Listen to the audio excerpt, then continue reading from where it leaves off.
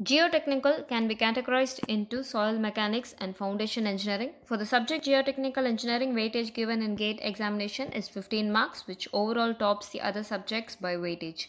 The detailed syllabus for soil mechanics and foundation engineering are these. In this video, we will cover seepage analysis topic, GATE question and answer, 1 mark question and answer.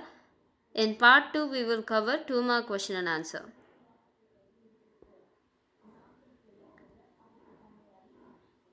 Let's proceed with the video.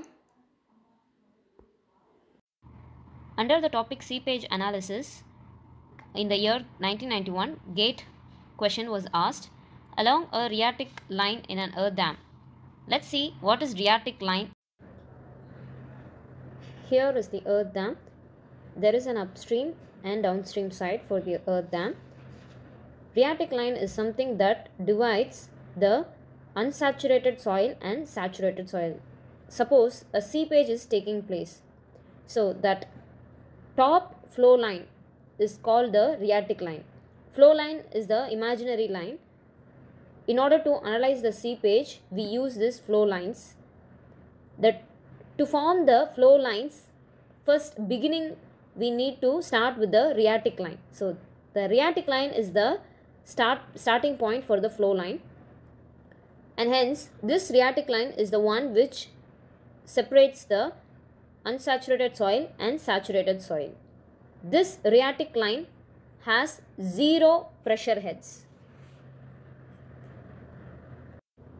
Hence, from the option, the C option is right for the question. Another question under the topic seepage analysis in the year 1994 GATE asked, mention true or false for the following question. Water pressure is atmospheric at all points on a rheatic line. Rheatic line is therefore an equipotential line. In the B.C. Punmya book, there is a statement, the equipotential lines represent contours of equal head or potential. So they are talking about the equipotential line, what it means, they have stated it. About rheatic line, in order to draw the flow net, it is first essential to find the location and shape of the rheatic line or the top flow line separating the saturated and unsaturated zones. The rheatic line or seepage line is defined as the line within a dam section below which there are positive hydrostatic pressures in the dam. The rheatic line has 0 pressure head. No way rheatic line can be called as equipotential line. The answer is false. GATE 1994, another question was asked. Mention true or false for the following question. Flow lines and equipotential lines in a flow net are orthogonal to each other. Just in the previous question, we were talking about equipotential lines. So, after then, there is the following line. The direction of seepage is always perpendicular to the equipotential lines. So, direction of seepage is always perpendicular to equipotential lines. But what is direction of seepage? The path along which the individual particles of water seep through the soil are called stream lines or flow lines. Hence, the direction of seepage is represented by flow lines. Hence, we can say flow lines is perpendicular to the equipotential lines. For this question, answer is true.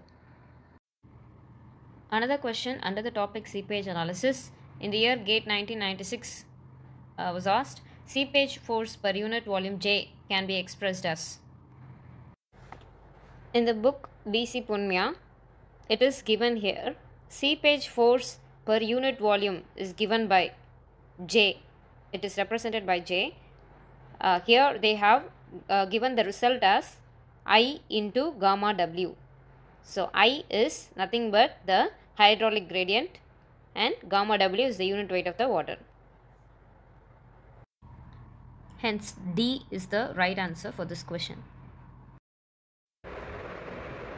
In the year GATE 1996, seepage analysis under the topic, another question, piping in soil occurs when. So here in this question they are talking about piping concept. So piping is nothing but the soil gets eroded in a horizontal manner. For example, if there is a dam underneath, say example, if it is seepage from upstream to downstream side, the soil here, it erodes horizontally in a pipe like structure. So that erosion of soil is caused due to the soil particles gets moved away along the direction of the flow of water. So that process, that concept is called piping. This happens when effective pressure sigma dash becomes equal to 0. Hence the answer for our question will be C. In year GATE 1999, seepage under seepage analysis topic, another question. For an anisotropic soil, permeability in x and y directions are kx and ky respectively in a 2 dimensions flow. The effective permeability K effective for the soil is given by. Here they have asked effective permeability. Effective permeability is nothing but the equivalent permeability. Transformed field means an anisotropic soil, it has different physical properties along the xy directions, but for analysis purpose we will convert that anisotropic soil to an isotropic soil where the properties becomes equal. So for that we will transform the anisotropic to an isotropic soil. For that we multiply some factors. So on a whole we find the equivalent permeability for a transformed field using this formula. So K dash or equivalent permeability or effective permeability is nothing but root of the Kx and Ky, and hence the formula for finding effective permeability is this. The answer for the question is D. 2013 in GATE, they have asked a question under seepage analysis. Let's see what it is. The ratio NF by ND is known as shape factor, where NF is the number of flow lines and ND is the number of equipotential drops. Flow net is always drawn with a constant B by A ratio, where B and A are distances between two consecutive flow lines and equipotential lines respectively. Assuming that B by A ratio remains the same, the shape factor of a flow net will change if the... So they have given certain conditions and we need to check when the shape factor will change. So they have already defined what is shape factor. It is nothing but NF by ND ratio. Hence it can shape factor only change only if NF or ND something happens in this condition. So let's check what all the conditions they have given. Upstream and downstream heads are interchanged. Now it is nothing to deal with NF and ND. Then soil and the flow space is changed. This also is not a right answer for us. Dimensions of the flow space are changed. So dimensions of the flow space is nothing but the space between the flow line. This is the view of flow net. This one is a portion of a flow net. So just for the understanding, if we are drawing for some B by A ratio, in the given question it is stated like that. So it is composed of the flow lines and the equipotential lines. Hence equipotential lines is joining all the heads, all the equal heads, it will join the join and show a line.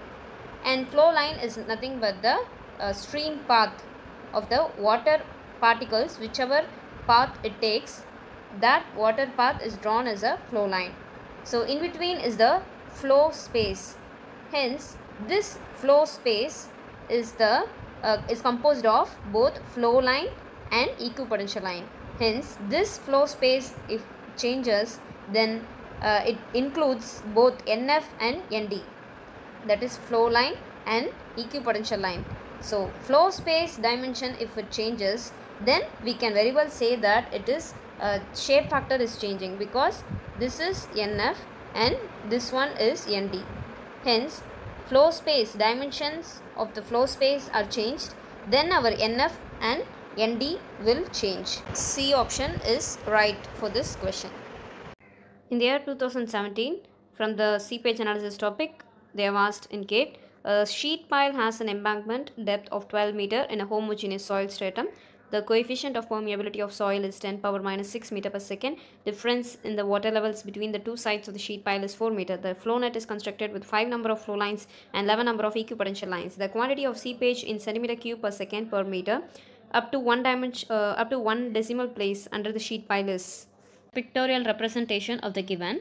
Sheet pile is here, and upstream and downstream, and the difference in head between these streams are 4 meter, and flow lines are these.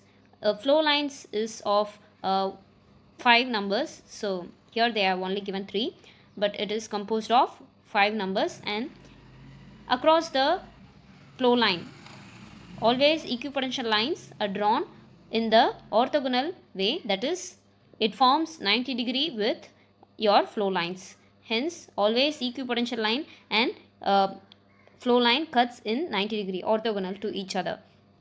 And coming to the question, equipotential lines are of 11 here. This space between the equipotential lines is the equipotential drop. They have given permeability of the soil and head difference and number of flow lines they have given. So including boundary flow line, we need to subtract 1 from this flow line so that we will get the flow channel, because see, this is 2 flow lines, and in between the space, this represents the flow channel. So this is 2 lines gives 1 flow channel. Hence totally 5 number of lines are given. So from that we can get the 4 flow channels from this. So 5 minus 1. Then again same thing with the equipotential lines. In order to find the drops, equipotential drops, we need to subtract 1 from it. So that is our ND value. The formula for finding the quantity of water that is passed through is this. So K permeability they have given, and difference in head they have given, NF, ND, just from the given flow lines and equipotential lines we found it. So just by applying it in the question, we can find our answer. In terms of centimeter cube per second per meter, it is 1.6. GATE 2018 have asked seepage analysis question. Let's check. A flow net below a dam consists of 24 equipotential drops and 7 flow channels. The difference between the upstream and downstream water levels is 6 meter. The length of the flow line adjacent to the toe of the dam at exit is 1 meter. The specific gravity and void ratio of the soil below the dam are 2.7 and 0.70 respectively. The factor of safety against piping is. Factor of safety can be found like this: a critical hydraulic gradient by the hydraulic gradient of that particular structure. Critical hydraulic gradient can be found using this formula. So they have given specific gravity and also void ratio, so it is easy to find.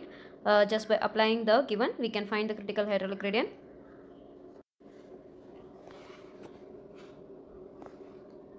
So just substituting G and E in this formula, we will get critical hydraulic gradient to be 1.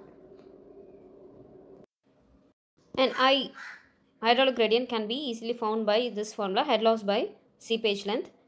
So just we will have to derive the head loss and seepage length from the given.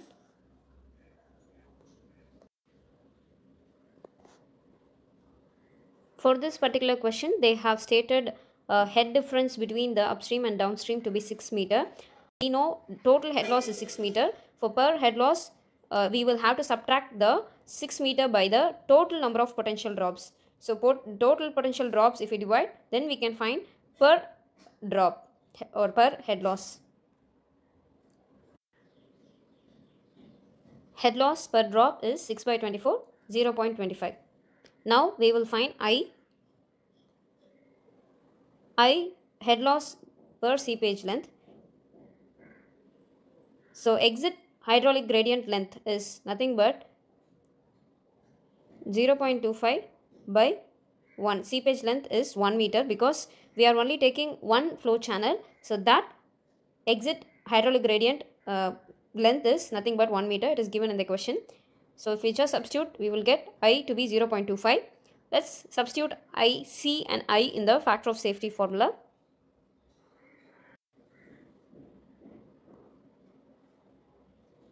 factor of safety for our question is 4.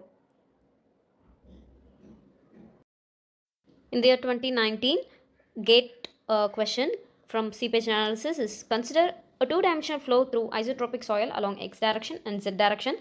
If H is the hydraulic head, the Laplace equation of continuity is expressed as. Here is like a direct question they have asked, just a Laplace equation. So it is clearly just by knowing the Laplace equation for of continuity is D. Option is the right answer. So just direct question it is. So all the years under the topic seepage analysis, GATE questionnaire for 1 mark we have covered. So in the part 2 we will cover 2 mark question and answer under the topic seepage analysis. Thank you.